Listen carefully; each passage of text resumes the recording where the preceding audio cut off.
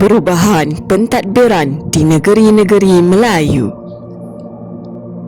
Perubahan pentadbiran di negeri-negeri Melayu terdiri daripada 3 konsep, iaitu sistem residen, pengagihan kuasa barat ataupun desentralisasi dan juga persekutuan 1896, yang mana desentralisasi ini terbagi pula kepada 2, iaitu pengagihan kuasa pusat 1920-an dan pengagihan kuasa pusat 1930-an. Selepas perjanjian Pangkor, British mula meluaskan kuasa ke negeri Perak, Selangor, Pahang dan Negeri Sembilan di antara tahun 1874 dan 1895. British memperkenalkan sistem pentadbiran baru di negeri-negeri tersebut yang dikenali sebagai sistem residen. Sistem residen merupakan sistem pemerintahan tidak langsung di mana kedudukan sultan dan pembesar dikekalkan. Walaupun kedudukan sultan masih dikekalkan, namun dari segi kekuasaan ianya berada di tangan residen. Struktur pentadbiran di bawah sistem residen ini terdiri daripada di peringkat negeri iaitu sultan, daerah diketuai oleh pemungut cukai dan magistrate, mukim diketuai oleh penghulu dan juga kampung diketuai oleh ketua kampung serta rakyat jelata yang mengikuti arahan.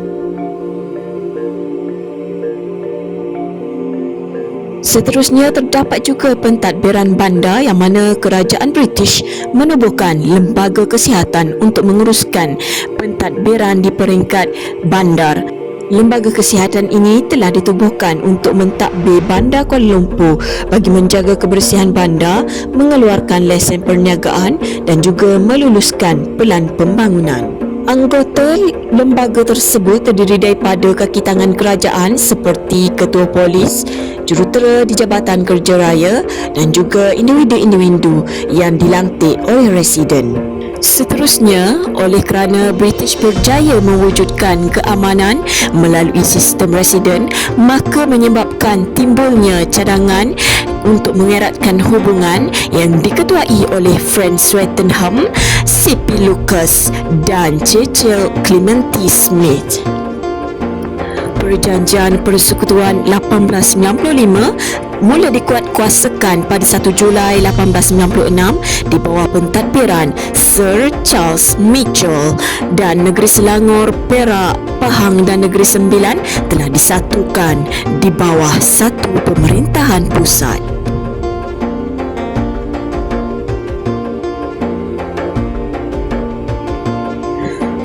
Faktor berlakunya pembentukan Persekutuan 1896 adalah disebabkan masalah kewangan negeri Pahang. Selain itu adalah untuk mengawal kuasa residen, keseragaman pentadbiran, dasar kerajaan British, faktor keselamatan, faktor ekonomi, sistem perhubungan.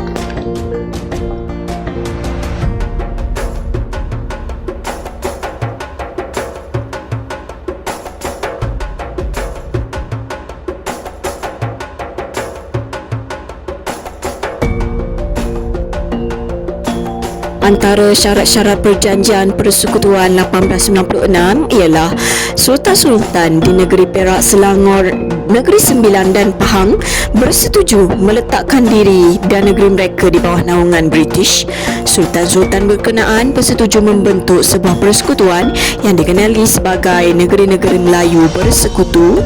Kerajaan persekutuan berpusat di Kuala Lumpur, diketuai oleh Residen General, dan residen ini berkuasa dalam semua hal kecuali yang berkaitan dengan agama dan adat istiadat Melayu. Residen Jeneral juga bertanggungjawab kepada Gubernur Negeri-Negeri Selat yang digelar sebagai Pesuruhjaya Tinggi.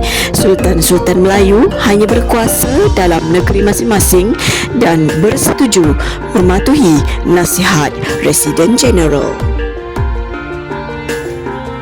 Kesan pembentukan Persekutuan 1896 ini adalah melibatkan politik dan pentadbiran, ekonomi serta sosial.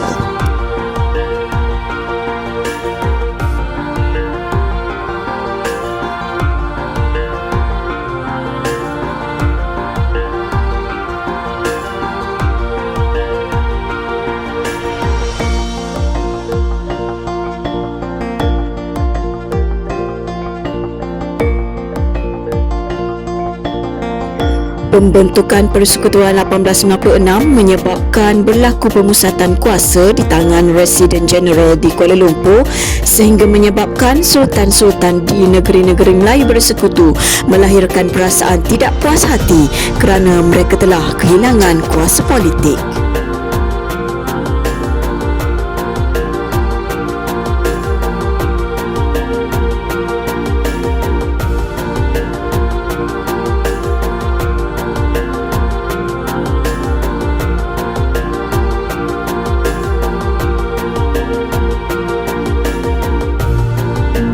Terdapat beberapa faktor yang menyebabkan berlakunya pengagihan kuasa pusat dalam tahun 1920-an, iaitu disebabkan rasa tidak puas hati oleh Sultan, menyatukan negeri-negeri Melayu tidak bersekutu dengan negeri-negeri Melayu bersekutu, berlakunya kemelesetan ekonomi dunia tahun 1920-an dan perselisihan antara Residen Jeneral dan Pesuruhjaya Tinggi.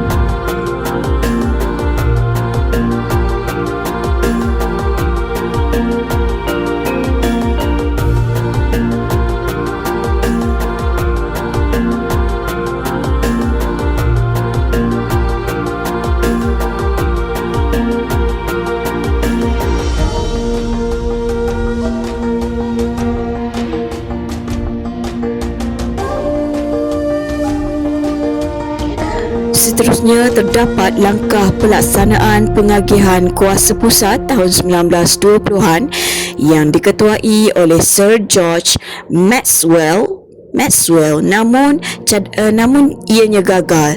Kemudian berlaku juga cadangan daripada Sir Lawrence Gilmet, namun ia juga adalah gagal.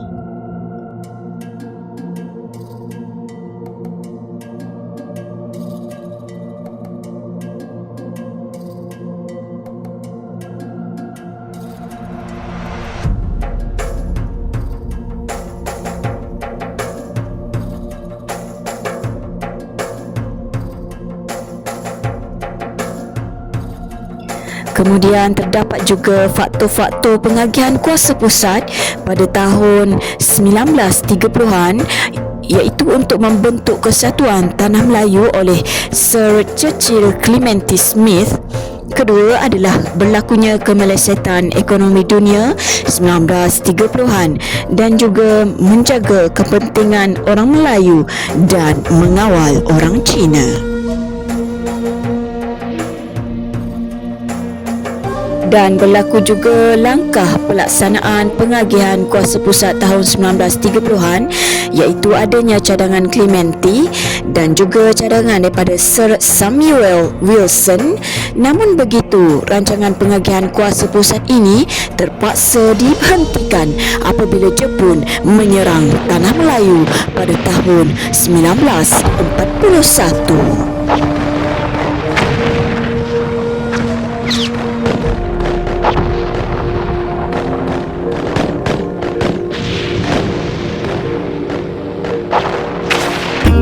Latihan pengukuhan. Jawab kedua-dua bahagian, iaitu bahagian A untuk soalan struktur dan bahagian B untuk soalan esei. Kemudian tuliskan jawapan di atas kertas kajang yang dibeli di kolej tingkatan 6.